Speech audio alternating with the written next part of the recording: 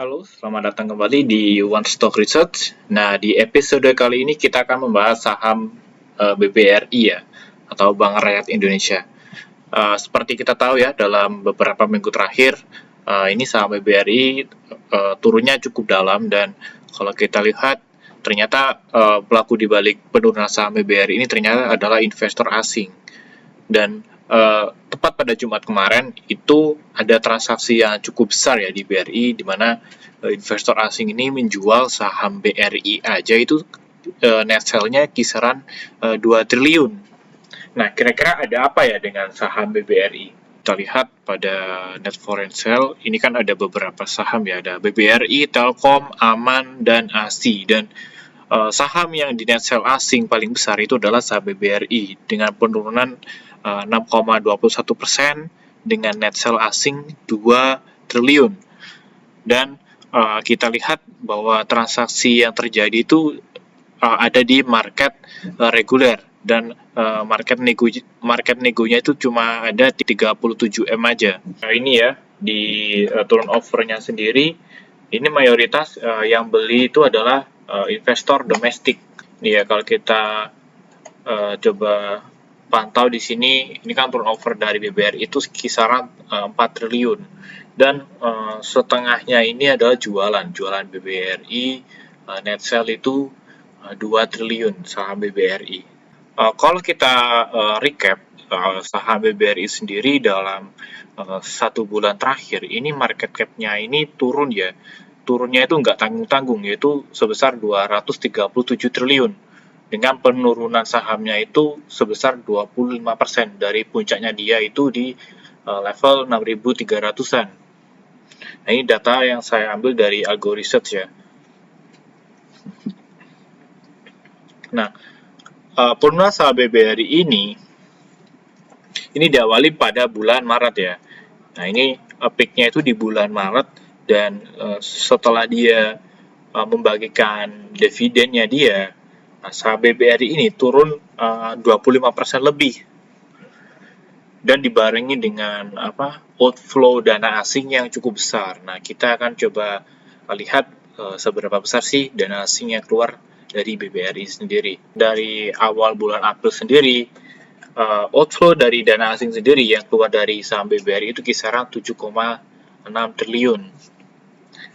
Dan outflow ini itu diawali ya, ini diawali di awal bulan April. Nah, ini kan di akhir bulan Maret sebenarnya masih ada inflow ya, meskipun cuma sedikit.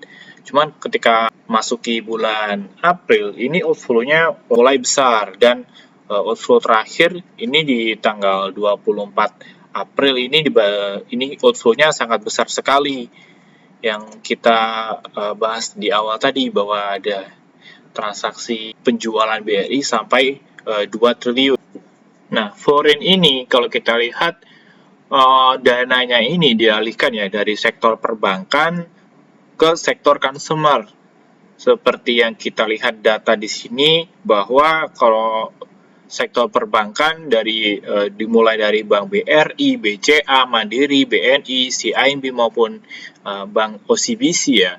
Ini pada bulan April ini trennya bearish.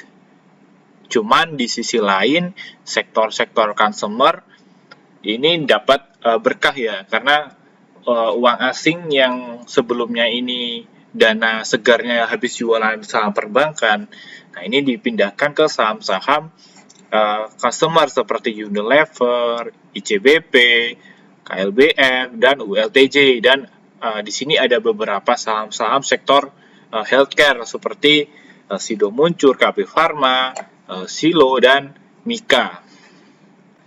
Sebenarnya apa sih yang menyebabkan investor asing ini keluar ya dari saham BBRI? Nah, salah satu penyebab investor asing ini keluar dari saham BBRI itu adalah karena yang pertama ya tentunya karena dividen BBRI ini istilahnya udah ex-date ya. Udah ex-date, jadi ketika sahamnya ini udah ex-date, rata-rata investor ini keluar dari saham BBRI. Terus setelah ex-date dividen, berselang beberapa minggu ya. Nah, ini laporan keuangan kuartal 1 BRI ini keluar. Dan kalau kita baca-baca ya dari laporan keuangan dari BBRI sendiri, ini nggak sesuai dengan ekspektasi yang diharapkan oleh para investornya. Di bagian net profitnya sendiri, BRI secara kuartalan ini nggak bertumbuh ya, justru minus 1,4%. Nah, itu sebenarnya cukup tipis ya. Cuma kan kita lihat bahwa proyeksi laba dari perusahaan-perusahaan perbankan khususnya di tahun 2024 ini kan rata-rata di kisaran 10%. Cuman mungkin para investor ini agak shock, ternyata ekspektasi mereka ini cukup tinggi. Sementara kenyataan yang ada, pertumbuhan laba dari perbankan khususnya BRI sendiri itu ternyata cuma justru malah minus ya, minus 1,4%. Nah, cuman secara tahunan sebenarnya ini ada pertumbuhannya pun tipis ya, 2,5% aja jika dibanding dengan tahun 2023. Nah, selain karena isu dari kinerja dari kuartal pertamanya yang nggak terlalu bagus ya.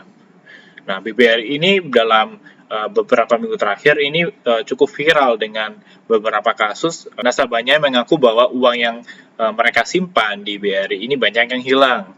Nah, akhirnya karena bisnis bank ini kan bisnis kepercayaan ya. Nah, tentunya kalau misalnya uang yang nasabahnya simpan ini hilang, nah ini menyebabkan sentimen yang negatif, khususnya ke bank yang diberitakan negatif seperti itu. Nah, meskipun berita ini sudah disanggah ya oleh pihak BRI dan dianggap sebagai berita yang hoax, dan ini pun pasti udah diklarifikasi secara terang-terangan ya oleh pihak BRI bahwa semua ini adalah beritanya hoax.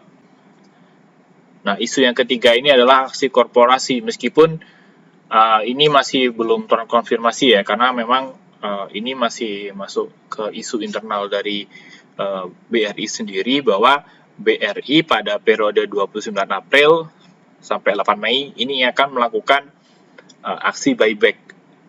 Nah, biasanya saham-saham yang ingin melakukan buyback itu sahamnya emang turun. Karena apa? Karena secara logika sendiri, kalau kita kan mau beli saham perusahaan kita sendiri ya, tentunya kan kita pengen harga yang lebih murah. Nah, akhirnya kita istilahnya taking profit dulu lah, biar sahamnya turun. Nanti kalau misalnya sahamnya turun, kita bisa beli di harga yang lebih murah, seperti itu. Cuman ini adalah isu yang belum terkonfirmasi. Jadi kalau misalnya isunya ini belum benar, saya mohon maaf. Cuman kalau nanti isunya ini benar-benar terjadi, kita bisa lihat aja di bulan atau di tanggal 29 April sampai 8 Mei, apakah ketika BRI turun, apakah ada yang cover apa enggak. Nah, itu bisa dilihat di marketnya nanti. Nah, mungkin itu aja ya dari saya terkait update saham BBRI, kenapa dia di net sell asing, dan isu-isunya ini membuat sahamnya ini negatif. Saya ucapkan terima kasih buat teman-teman semua yang sudah menonton, dan jangan lupa subscribe ya channel One Stock Research, dan sampai jumpa di episode selanjutnya.